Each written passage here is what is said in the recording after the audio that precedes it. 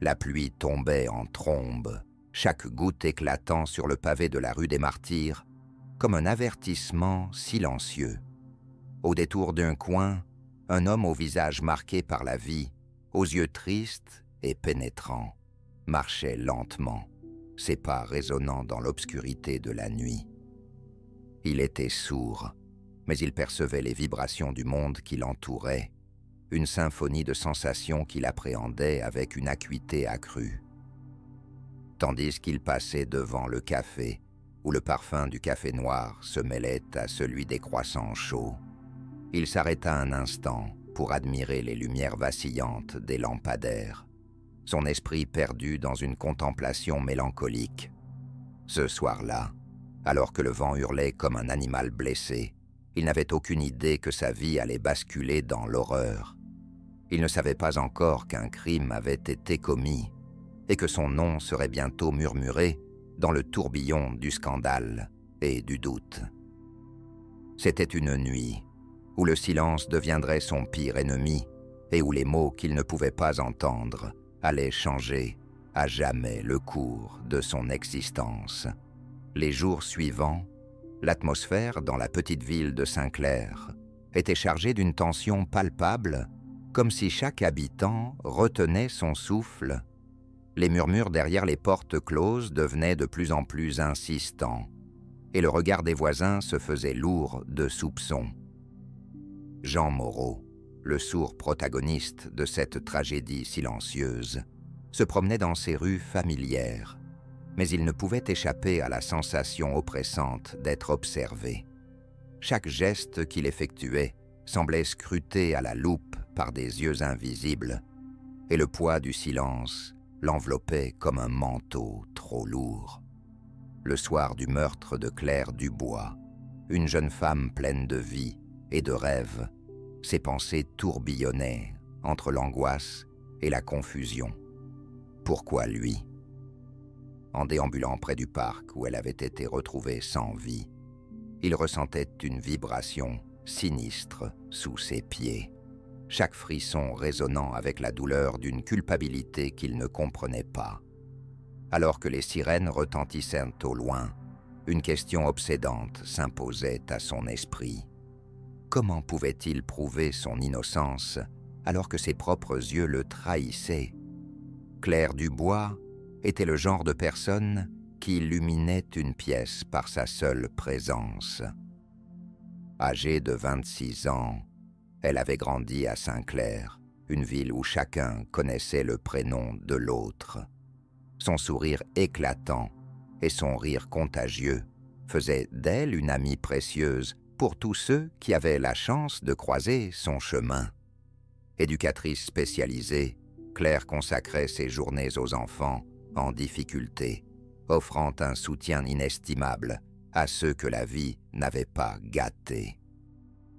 Dans son appartement modeste, entouré de livres et de dessins d'enfants accrochés au mur, elle cultivait un jardin secret, fait d'aspirations et de rêves. Cependant, derrière cette façade joyeuse se cachait une vulnérabilité que peu percevaient, des relations amoureuses tumultueuses et une solitude persistante qui l'accompagnait dans les moments les plus sombres. Elle fréquentait souvent le café du coin, où elle partageait des histoires avec des amis tout en sirotant un chocolat chaud fumant.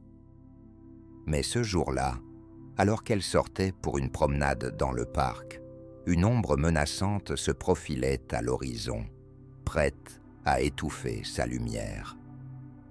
Les derniers instants de Claire furent marqués par la peur et la trahison, laissant derrière elle un vide immense et des questions sans réponse qui hantèrent de bientôt les esprits des habitants de Saint-Clair. Dès le début de cette tragédie, des signes avant-coureurs avaient commencé à émerger, comme des éclats de verre éparpillés sur le sol d'une pièce sombre.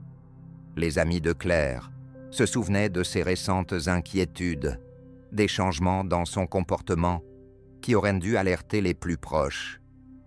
Elle avait mentionné une ombre qui la suivait, un inconnu qu'elle avait croisé plusieurs fois dans la rue.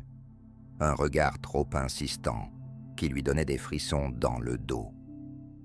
Ses confidences, bien que vagues, avaient laissé entrevoir une menace qui pesait sur elle, comme un nu noir, au-dessus d'un ciel serein. Le jour de sa disparition, elle avait annulé un rendez-vous prévu avec une amie, prétextant un mal de tête inexpliqué, et les messages enjoués qu'elle avait envoyés auparavant s'étaient brusquement taris. En parallèle, des bruits étranges circulaient autour du café où elle aimait se retrouver. Des clientes avaient remarqué un homme aux allures mystérieuses rôdant près des fenêtres et observant les clients avec une intensité dérangeante. Comme une toile d'araignée tissée patiemment dans l'ombre, ces signes annonçaient le danger imminent sans que personne ne puisse vraiment comprendre leur signification. La ville semblait ignorer ces avertissements silencieux, jusqu'à ce que la réalité brutale du meurtre de Claire rende ces indices accablants et impossibles à ignorer. Un soir, alors que la pluie frappait contre les vitres de son appartement, Jean se remémorait un moment clé de sa relation avec Claire, une image gravée dans son esprit. C'était lors d'une fête d'anniversaire, organisée pour elle, un éclat de rires et de joie dans le jardin du voisin. Claire dansait sous les guirlandes lumineuses, ses cheveux flottant autour d'elle comme une auréole. En cet instant précis, il avait ressenti un lien profond, une complicité unique qui transcendait les mots. Leur amitié s'était bâtie sur des échanges sincères et des regards complices, souvent plus éloquents que n'importe quelle conversation.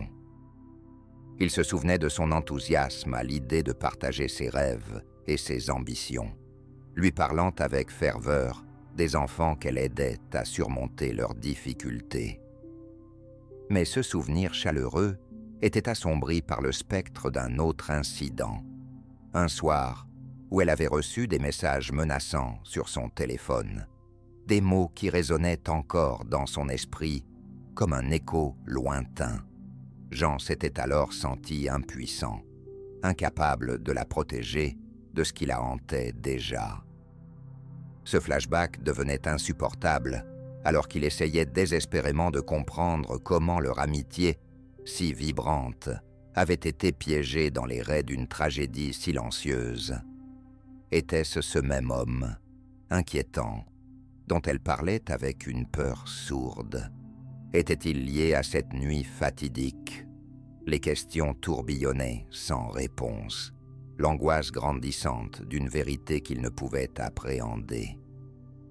Le principal suspect dans cette affaire tragique était un homme nommé Lucas Fournier, un ancien camarade de classe de Claire, dont la vie avait pris un tournant sombre. À 30 ans, Lucas était connu pour son tempérament explosif et une série de problèmes judiciaires liés à des violences domestiques. Son regard sombre et ses manières brusques en faisaient une figure redoutée dans la communauté. Au fil des ans, il avait développé une obsession malsaine pour Claire, après qu'elle l'ait rejeté lors d'une tentative maladroite de rapprochement. Les amis de Claire se souvenaient de ces tentatives pour lui faire comprendre que son comportement devenait inquiétant. Mais Lucas persistait, envahissant ses réseaux sociaux avec des messages inappropriés et des demandes répétées de rendez-vous. Sa vie était marquée par l'échec, un emploi instable comme livreur, des relations ratées et une réputation ternie qui le suivait comme une ombre. Pourtant, malgré ces éléments accablants, il semblait avoir échappé à toute responsabilité pénale jusqu'à présent. Lors d'une entrevue avec la police, sa version des événements le plaçait loin du lieu du crime, au moment où Claire avait été tuée. Cependant, les témoins avaient commencé à remettre en question son alibi. La tension montait autour de lui alors que les enquêteurs fouillaient son passé tumultueux à la recherche d'une connexion qui pourrait expliquer la brutalité du meurtre. Chaque révélation sur Lucas faisait vibrer les cordes sensibles des habitants de Saint-Clair, créant un climat d'effroi et d'incertitude quant à la véritable nature de cet homme dont la présence obscure planait désormais sur l'affaire comme une menace latente. L'endroit où Claire avait été retrouvée était empreint d'une atmosphère lugubre, un parc paisible devenu le théâtre d'un crime abominable. Les arbres, aux branches dénudées, sous le poids de l'hiver, se dressaient comme des témoins silencieux de cette tragédie, leurs feuilles mortes craquant sous les pas des enquêteurs. La scène du crime était marquée par une barrière de police qui avait été érigée rapidement, mais la curiosité morbide des habitants ne connaissait pas de limite. Les lumières des voitures non de patrouille clignotant dans la nuit, projetant des ombres inquiétantes sur le sol humide, tandis que les journalistes prenaient position, espérant capturer l'horreur d'un événement qui secourait la ville. Claire avait été découverte allongée sur l'herbe gelée, son corps sans vie, enveloppé dans une couverture bleue que les secours avaient déployée avec précaution. Les premières constatations médicales indiquaient une violence inouïe.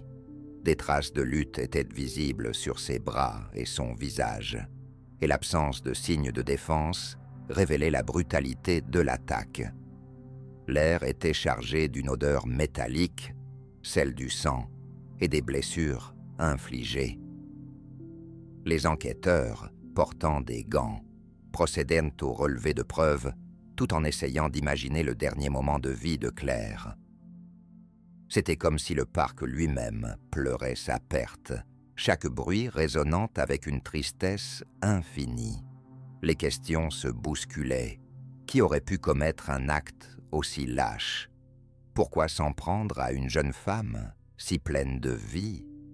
Alors que les jours passaient et que le mystère s'épaississait, l'écho du meurtre résonnait dans chaque recoin de Saint-Clair, transformant ce lieu autrefois serein en un symbole tragique de la violence cachée sous la surface du quotidien. La chronologie des événements entourant la mort de Claire Dubois était devenue un labyrinthe de détails troublants et de témoignages contradictoires. Tout avait commencé ce fameux soir, où les rires et les éclats de voix du café s'étaient progressivement dissipés, laissant place à un silence pesant. Claire avait quitté son domicile vers 19 h, apparemment en route pour une promenade apaisante dans le parc.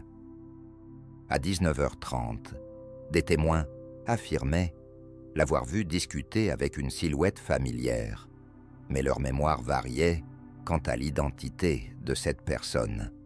Certains parlaient de Lucas, d'autres d'un inconnu. Les heures passaient et l'angoisse montait parmi ses amis qui avaient tenté de la joindre sans succès. À 20 h, une première alerte avait été donnée lorsque des passants avaient découvert son corps inanimé, mais les détails entourant l'heure exacte du meurtre demeuraient flous. La police avait rapidement établi un périmètre de sécurité, interrogeant chaque témoin et collectant des preuves sur les lieux. Pourtant, les déclarations se contredisaient. Certains affirmaient avoir entendu des cris peu avant la découverte du corps, tandis que d'autres n'avaient rien remarqué d'inhabituel. Le témoignage de Jean Moreau ajoutait à la confusion. En tant que sourd, il ne pouvait pas percevoir les sons qui entouraient cette tragédie, mais il était persuadé d'avoir vu Claire passer devant sa fenêtre ce soir-là. Cela le plaçait au cœur de l'intrigue. Comment prouver qu'il n'avait rien à voir avec ce meurtre si horrible? Plus le temps avançait, plus les incohérences s'accumulaient. Des contrôles vidéo montraient une silhouette floue s'éloignant précipitamment du parc peu après l'heure du meurtre, mais leur identification restait impossible. Chaque nouvel indice semblait renforcer le mystère plutôt que d'apporter des réponses claires. plongeant Sinclair dans un désespoir croissant, alors que la vérité semblait toujours plus insaisissable. L'enquête sur la mort de Claire Dubois s'intensifiait, mais chaque interrogatoire semblait soulever plus de questions qu'il n'apportait de réponses.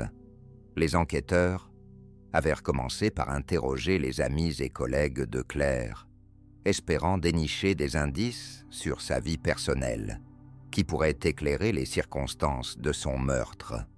Jean Moreau, le voisin sourd, avait été l'un des premiers à être convoqué. Sa version des événements était troublante. Bien qu'il n'ait pas pu entendre les cris, il avait remarqué une agitation inhabituelle dans le parc cette nuit-là. Il avait vu Claire s'éloigner avec un homme dont il ne pouvait pas identifier le visage, mais il avait ressenti une inquiétude sourde dans son regard. Au fur et à mesure que les témoignages affluaient, des contradictions frappantes émergeaient. Lucas Fournier, le principal suspect, clamait son innocence avec véhémence, affirmant avoir passé la soirée chez un ami à l'autre bout de la ville. Cependant, son alibi reposait sur des déclarations peu fiables d'un camarade qui se révélèrent rapidement être ambiguës. Les policiers fouillaient son téléphone et ses interactions sur les réseaux sociaux à la recherche d'indices, découvrant une série de messages obsessionnels qu'il avait envoyés à Claire avant sa mort. Des amis de Claire avaient également rapporté que Lucas l'avait approchée plusieurs fois après leur rupture amoureuse, et bien que cela ait suscité des inquiétudes chez elle, aucune plainte officielle n'avait été déposée. Les tensions montaient, alors que les médias commençaient à faire circuler des rumeurs concernant une possible relation toxique entre Claire et Lucas. Les détails sordides étaient amplifiés par le sensationnalisme des journalistes qui couvraient l'affaire. Chaque nouveau développement alimentait la curiosité publique, tandis que les enquêteurs tentaient désespérément de démêler la vérité au milieu d'un réseau d'intrigues et de mensonges. La pression grandissait pour résoudre cette affaire tragique, mais chaque indice semblait mener à un cul-de-sac, laissant Sinclair suspendu dans un état d'incertitude tragique où chacun se demandait si justice serait jamais rendue pour Claire. L'analyse d'experts sur le meurtre de Claire Dubois commençait à révéler des aspects psychologiques dérangeants. Le docteur Émilie Laurent, une criminologue respectée spécialisée dans les comportements violents, avait été sollicitée pour évaluer le profil de Lucas Fournier.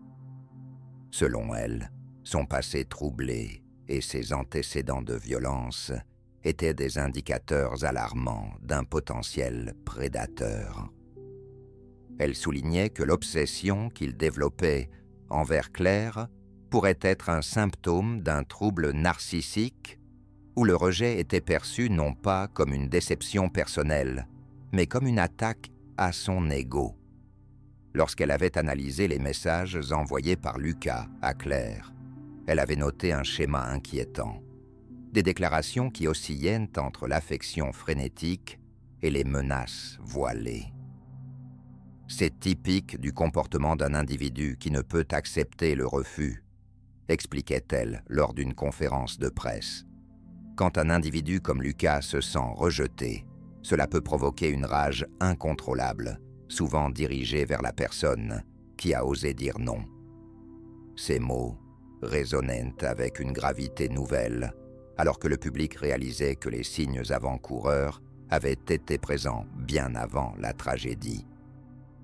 De plus, le docteur Laurent suggérait que le caractère sourd de Jean Moreau ajoutait une dimension unique à l'affaire.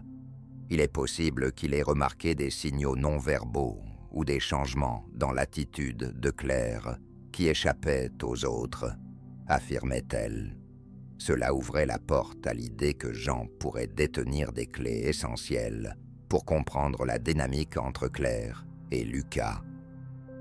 Les enquêteurs s'interrogeaient désormais sur comment traduire ces analyses en preuves tangibles pour établir un lien direct entre Lucas et le crime, tout en naviguant dans les eaux troubles de la perception publique. Alors que le docteur Laurent continuait à exposer ses conclusions, la tension palpable dans la salle témoignait de l'impact émotionnel que cette affaire avait sur tous ceux impliqués. Les réflexions sur la psychologie criminelle révélaient non seulement un portrait complexe du suspect, mais aussi une réalité désolante sur les dangers invisibles qui rôdent sous la surface des relations humaines, laissant chacun conscient que derrière chaque visage se cachent parfois des ténèbres insoupçonnées. Au fur et à mesure que l'affaire de Claire Dubois prenait de l'ampleur, son procès devint un événement médiatique incontournable, attirant l'attention des chaînes d'information et des réseaux sociaux. Les débats étaient enflammés, chacun des camps présentant des arguments poignants qui fascinaient le public. L'avocat de la défense, me Philippe Bernard, plaidait avec passion en soulignant les incohérences dans les témoignages des témoins oculaires. Comment pouvons-nous condamner un homme sur la base de souvenirs fragmentés? Non seulement Lucas n'était pas présent sur les lieux du crime, mais il a été victime d'un préjugé collectif alimenté par une presse sensationnaliste, clamait-il avec véhémence dans son plaidoyer. De l'autre côté, l'accusation, représentée par me Isabelle Laurent, faisait appel à la peur et à la colère du jury. Elle mettait en avant les messages menaçants, envoyés par Lucas à Claire, comme preuve d'une obsession dangereuse. C'était un homme qui n'a jamais appris à accepter un non. Et cette tragédie est le résultat direct de cette incapacité à gérer ses émotions, affirmait-elle avec conviction. Ces mots résonnaient dans la salle d'audience, comme une mise en garde contre les dangers invisibles qui pouvaient se cacher derrière une façade apparemment innocente. Le procès ne se contentait pas de s'articuler autour des faits. Il devenait également un miroir des préjugés sociétaux concernant la violence domestique et le harcèlement. Les réseaux sociaux s'enflammaient, chacun partageant son opinion sur le cas. Les hashtags « Justice pour Claire » et « Liberté tout pour Lucas » circulaient sur Twitter, divisant encore davantage l'opinion publique entre ceux qui croyaient en l'innocence de Lucas et ceux qui exigeaient justice pour Claire. Les débats enflammés alimentaient une atmosphère électrique dans la salle d'audience où chaque regard échangé semblait porter le poids de vies perdues et de vérités cachées. La tension était palpable alors que jurés et spectateurs attendaient avec impatience le verdict final. Chacun espérait qu'il apporterait enfin une réponse à ce drame humain complexe, tout en réalisant que parfois, même la vérité peut être tordue par les perceptions individuelles et le désespoir collectif. L'issue du procès de Lucas Fournier fut aussi inattendue que déconcertante. Alors que le jury délibérait, une révélation inattendue surgit des profondeurs de l'enquête. Une vidéo de surveillance, récemment découverte dans un magasin voisin, montrait Lucas, mais non pas au parc comme il l'avait prétendu. Au contraire, il apparaissait sur les lieux, discutant avec Claire juste avant son meurtre. Le moment capturé sur la bande révélait une dynamique troublante entre eux. Et bien que tous deux semblaient en désaccord, rien ne laissait présager la tournure tragique que prendraient les événements. Ce nouveau développement provoqua un véritable bouleversement dans la salle d'audience.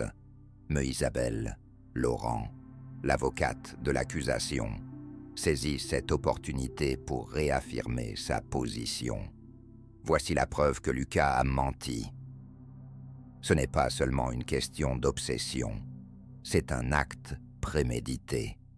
Les regards se tournèrent vers Lucas. dont le visage blême trahissait une panique croissante face à cette nouvelle pièce à conviction.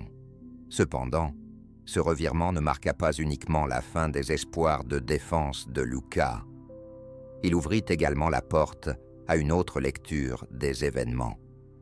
Jean Moreau, le voisin sourd, qui avait été un témoin clé, mais aussi l'objet de spéculations, s'avança courageusement pour témoigner.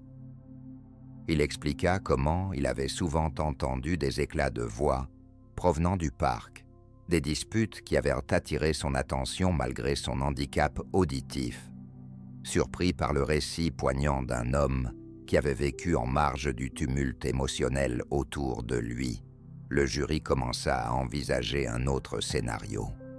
Finalement, après plusieurs jours d'intenses délibérations et de tensions palpables dans la salle d'audience, le verdict tomba, coupable d'homicide involontaire. La sentence bouleversa les familles des deux côtés. Pour certains, c'était un soulagement que justice soit faite pour Claire. Pour d'autres, c'était un choc insupportable qu'un homme ait à payer pour un acte qui ne semblait pas totalement prémédité. L'après-midi du jugement marqua le début d'une nouvelle ère pour Saint-Clair. Les habitants réalisèrent que derrière chaque crime se cache une histoire complexe, remplie de douleur et de regrets. Quant à Jean Moreau, devenu malgré lui une figure centrale dans cette tragédie humaine, il trouva finalement sa voie au sein d'une communauté qui lui avait longtemps été silencieuse. En fin de compte, ce drame ne dévoila pas seulement les ténèbres cachées dans les relations humaines, mais révéla également la puissance des mots non prononcés et des vérités dissimulées sous le poids du silence contractuel qui entourait tant cette affaire.